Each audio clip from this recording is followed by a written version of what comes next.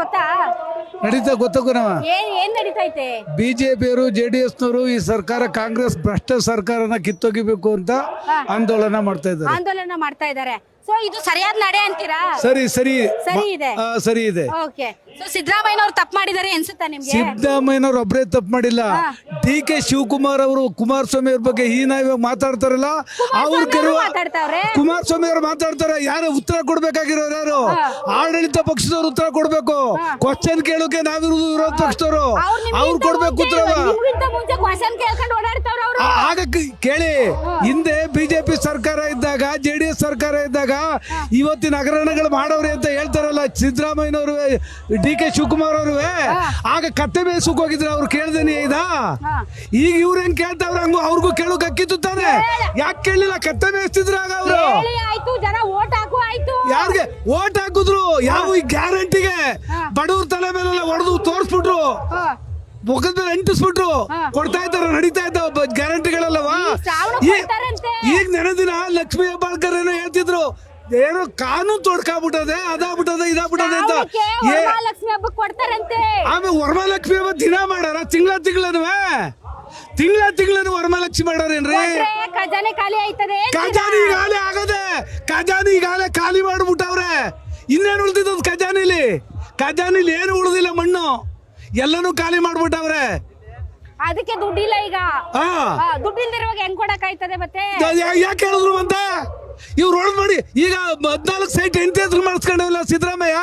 ಡಿ.ಕೆ. ಶಿವಕುಮಾರ್ ಸುಮಾರು ಜನ ಎಲ್ಲ ಕೊಲೆ ಮಾಡಿ ಬೇಕಾದಷ್ಟು ಆಸ್ತಿ ಕಿರಿಸ್ಕೊಂಡವನಲ್ಲ, ಅದ್ರಲ್ಲಿ ಕೊಡ್ಲಿ ಬಿಡಿ.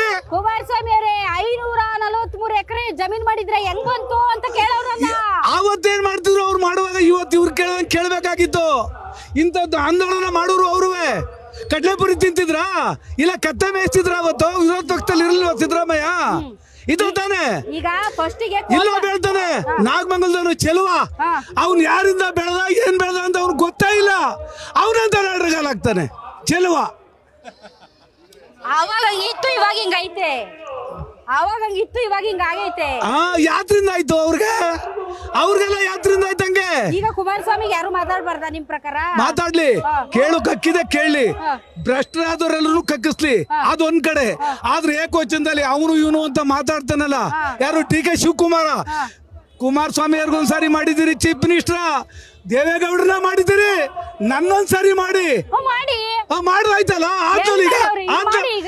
ನಾವ್ ಮಾಡೋ ಅವ್ನ ಸರ್ಕಾರ ಬಂದಿಲ್ವ? ಮಾಡಿಸ್ಕವ ಸಿದ್ದರಾಮಯ್ಯನ ಕೈಲಿ ಮಾಡಿಸ್ಕವ. ಈಗ ಮಾಡಿಸ್ಕೊಳ್ಳೋಕೆ ಆಯ್ತಿರ್ಲಿಲ್ವಾ?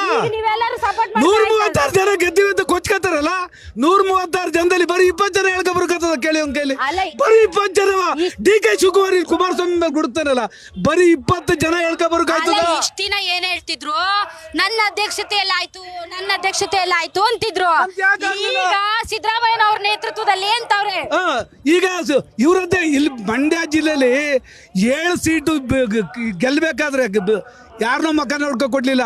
ಡಿ.ಕೆ. ಶಿವಕುಮಾರ್ ಒಕ್ಕಲ್ಗ ಅವನೊಂದ್ಸತಿ ಚೀಫ್ ಮಿನಿಸ್ಟರ್ ಆದನೇನು ಅಂತ ಕೊಟ್ಟಿರೋದು ನಾವು ಓಟ. ಇಲ್ಲ ಈ ಸಾರ್ ಗೆಲ್ಲಿ. ಈಗ ಇವರು ನಿಷ್ಠಾವಂತರಾಗಿದ್ರೆ ಡಿಸಾಲ್ವ್ ಮಾಡ್ಬಿಟ್ಟು ಎಲೆಕ್ಷನ್ ಬರ್ಲಿ, ಗೊತ್ತಾಯ್ತದೆ. ಅಷ್ಟೆಲ್ಲ ಕಷ್ಟಪಟ್ಟು ಮೈ ನೋಸ್ಕೊಂಡು ಕಾಲ್ ನೋಸ್ಕೊಂಡು ಪಾದಯಾತ್ರೆ ಮಾಡಿ ಎದ್ದು ಬಿದ್ದು ಸರ್ಕಾರಕ್ಕೆ ಬಂದವರು ಅಷ್ಟು ಈಸಿಯಾಗಿ ಡಿಸಾಲ್ವ್ ಮಾಡ್ಬಿಡ್ತಾರ ನಿಮ್ಗೆ? ಈಗ ಮಂಡ್ಯ ಜಿಲ್ಲೆಯಲ್ಲಿ ಕಾಂಗ್ರೆಸ್ ಗೆಲ್ತು. ಎಷ್ಟು? 2,000 3,000. ಒಬ್ಬ ಸ್ಟಾರ್ ಚಂದ್ರನ್ ತಗೊಂಬಂದ್ರು. ಯಾರು? ಚೆಲುವಸಾಯಿ ಸ್ವಾಮಿ ಅವರು, ಚೆಲುವಣ್ಣವರು. ಅವರು ಬೇಕಾದಷ್ಟು ಒಳೆನೇ ಏರ್ಸಿದ್ರು. ಆದ್ರೂ ಜನ ಏನ್ ಮಾಡಿದ್ರು? 2,87,000 ಲೀಡ್ ಕೊಟ್ರು. ಕೇಳಿ, ಸುಮಕ್ಕ ಬರ್ಲಿಲ್ಲ ಕ್ಯಾನ್ವಾಸ್ಗೆ. ಸುಮಕ್ಕ ದರ್ಶನ್ ಇವತ್ತು ಜೈಲಲ್ಲಿರೋನ್ನ ಕಾಂಗ್ರೆಸ್ ಬರುವ ಕ್ಯಾನ್ವಾಸ್ ಬಿಟ್ಲು. ಆದ್ರೂ ಮಂಡ್ಯ ಜನ ಓಟ್ ಕೊಟ್ರು. ಮಂಡ್ಯ ಅಂದ್ರೆ ಇಂಡಿಯಾದಲ್ಲಿ ಮಂಡ್ಯನ ಕಣ್ಣು ನೋಡ್ತಾರೆ.